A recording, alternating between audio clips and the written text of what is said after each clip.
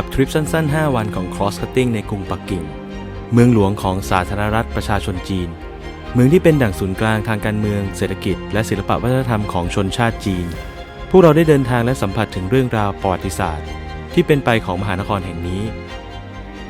ทั้งจัตุรัสเทียนอันเหมินพระราชวังต้องห้าม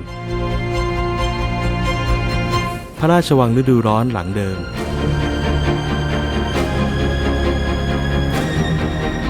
พระราชวังฤดูร้อนอีเหอหยวน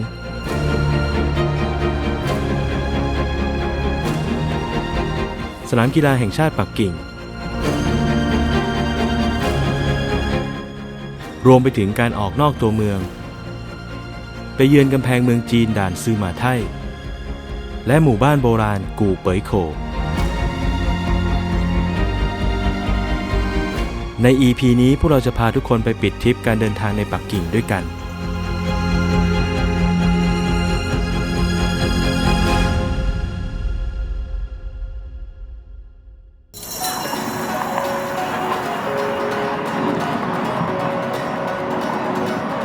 และการเดินทางของพวกเราก็เข้าสู่วันสุดท้ายยังมีอีกหลายสถานที่ซึ่งพวกเราต้องไปเยี่ยมชมในวันนี้โดยเริ่มจากหนานโหลกู่เซียงย่านตรอกชุมชนหรือที่เรียกกันว่าหูถงที่เก่าแก่ที่สุดในปักกิ่งหูถงเป็นชื่อเรียกตอกซอยต่างๆซึ่งอยู่รอบนอกของพระราชวังต้องห้ามต้นกำเนิดของหูถงเริ่มมาตั้งแต่สมัยราชวงศ์หยวนราวปีค.ศ. 1271 ถึง 1368และคำว่าหูถงมีที่มาจากคำศัพท์ภาษามองโกที่แปลว่าบ่อน้ำตามบันทึกในสมัยราชวงศ์หยวนมีหูถงอยู่จำนวน413สายและเพิ่มเป็น 1,000 กว่าสายในสมัยราชวงศ์หมิง 2,000 กว่าสายในสมัยราชวงศ์ชิงและในปี 1986 ก็เพิ่มเป็น 3,600 สาย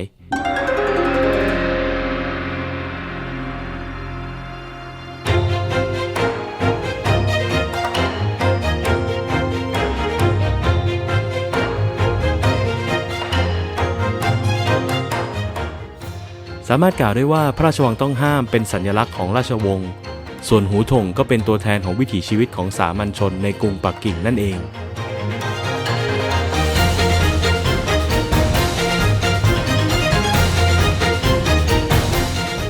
หนานหลัวกู่เซียงเป็นหูถงที่ยาวประมาณ800เมตรสร้างเสร็จในปีค.ศ. 1267พร้อมกับการสร้างกรุงปักกิ่งในสมัยราชวงศ์หยวนในปัจจุบันบริเวณรอบๆหนานหลัวกู่เซียงเป็นพื้นที่เดียวที่ยังรักษาสภาพหมู่บ้านและผังเมืองโบราณจากยุคสมัยราชวงศ์หยวนเอาไว้อีกทั้งยังเป็นหนึ่งในพื้นที่อนุรักษ์ภายในเมืองเก่าของปักกิ่งอีกด้วยอย่างไรก็ดีบ้านเรือนต่างๆบนตรอกถนนเส้นนี้ได้รับการปรับปรุงเป็นร้านค้าหลากหลายประเภททั้งร้านอาหารร้านขนมร้านขายสินค้าและของที่ระลึก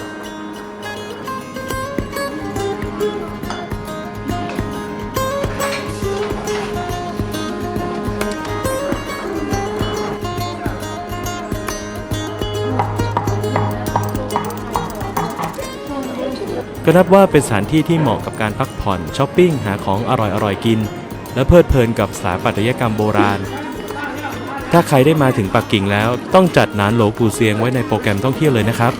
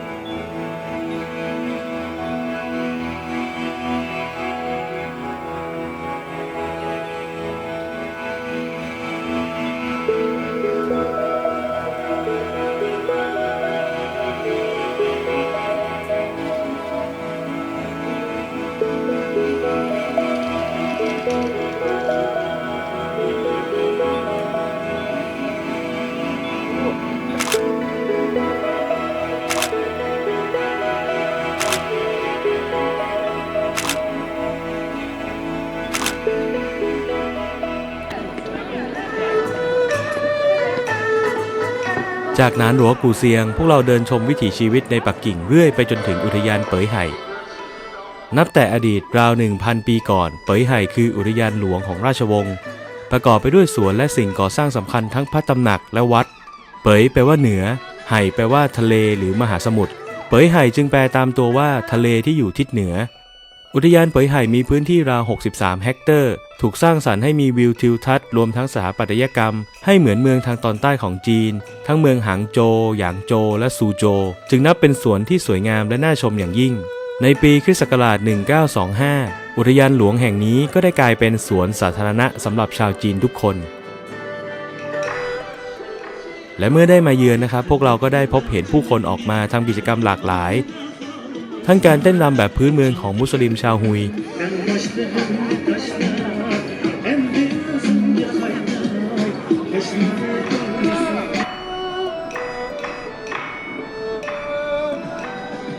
หรือจะเป็นศิลปะการเขียนผู้กันด้วยน้ำลงบนพื้น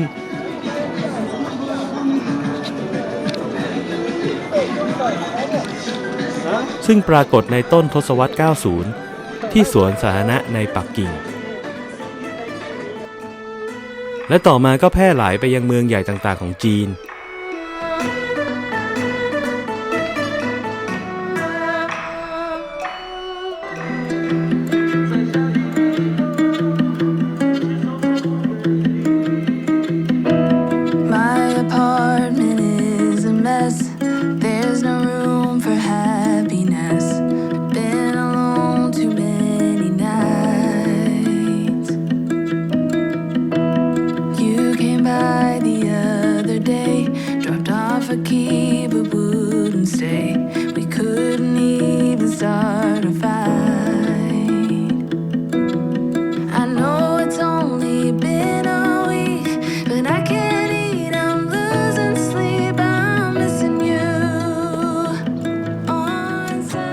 การได้มาเดินเล่นพักผ่อนในอุทยานกลางเมืองที่มีพื้นที่กว้างใหญ่แบบนี้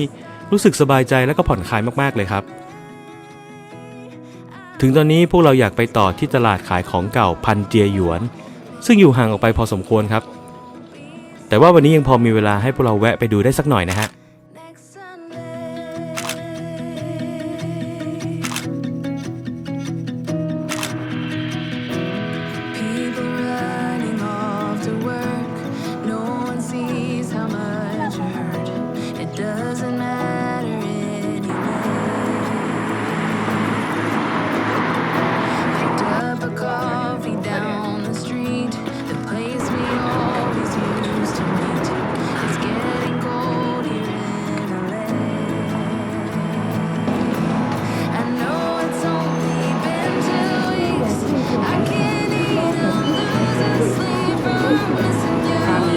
รถจันทร์วัน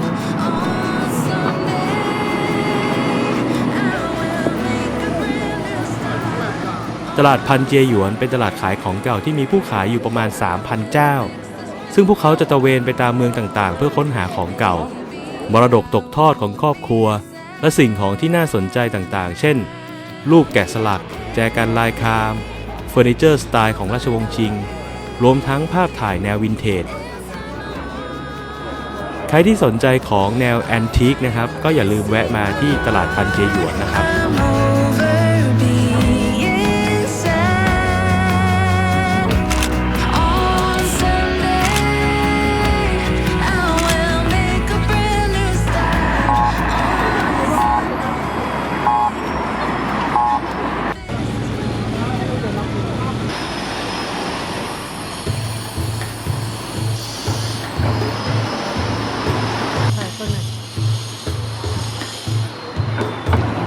จากตลาดพันเจียหยวนพวกเรานั่งรถกลับมาที่ตัวเมืองตั้งใจจะมาปิดท้ายวันถ่ายรูปแสงสุดท้ายกันที่หอกองและหอระฆังโบราณที่เริ่มสร้างขึ้นเมื่อปี 1272 หรือในช่วงยุคราชวงศ์หยวน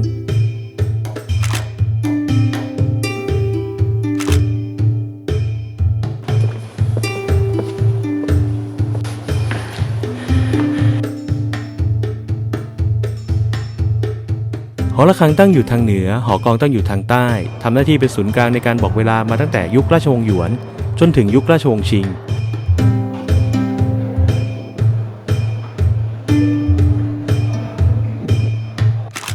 ตีระฆังบอกเวลายามเช้าและตีกลองบอกเวลายามเย็นหอระฆังและหอกลองเป็นสถาปัตยกรรมที่เปรียบดั่งสัญลักษณ์ของเมืองเก่าที่ผ่านกาลเวลา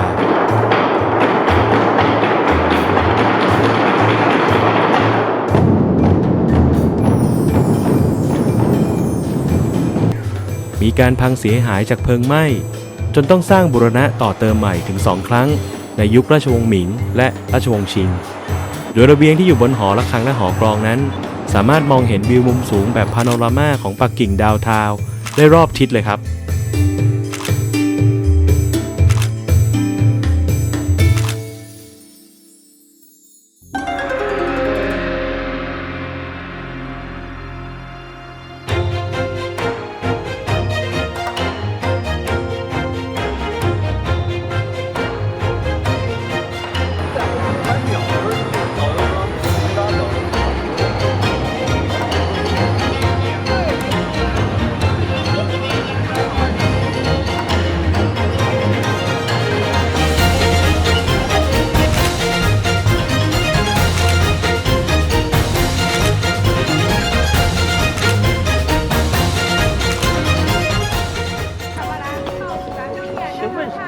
และในบริเวณเดียวกันครับพวกเราไปเดินเล่นต่อกันที่ซือชาไห่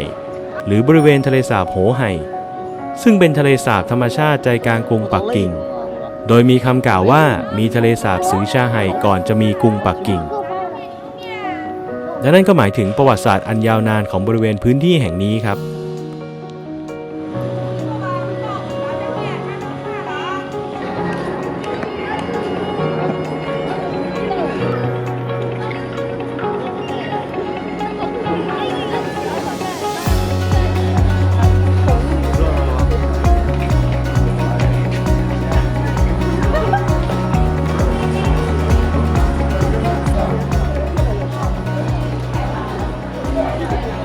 บริเวณซือชาไห่เป็นสถานที่พักผ่อนหย่อนใจสำหรับผู้คนทุกเพศวัยมีทัศนียภาพสวยงามมีสถาปัตยกรรมโบราณมีตอกเล็กซอยน้อยสไตล์หูถงและในยามค่ำคืนก็จะเป็นแหล่งช้อปปิ้งร้านอาหารทั้งจีนและนานาชาติพร้อมชมวิวทะเลสาบรวมทั้งผับบาร์สำหรับนักท่องเที่ยวที่หลงรักการฟังเพลงและดูแสงสียามค่ำคืนครับ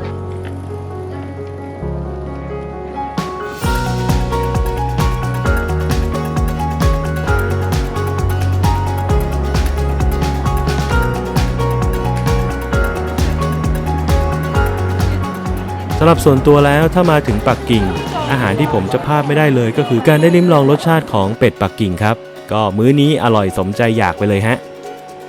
แต่ไม่มีงานเลี้ยงใดไม่มีวันเลิกลาแม้จะเป็นเวลาสั้นๆแต่สิ่งที่ได้พบเจอยังคงตรึงอยู่ในใจและรอวันให้ได้กลับไปเยี่ยมเยือนอีกครั้งที่ปักกิ่ง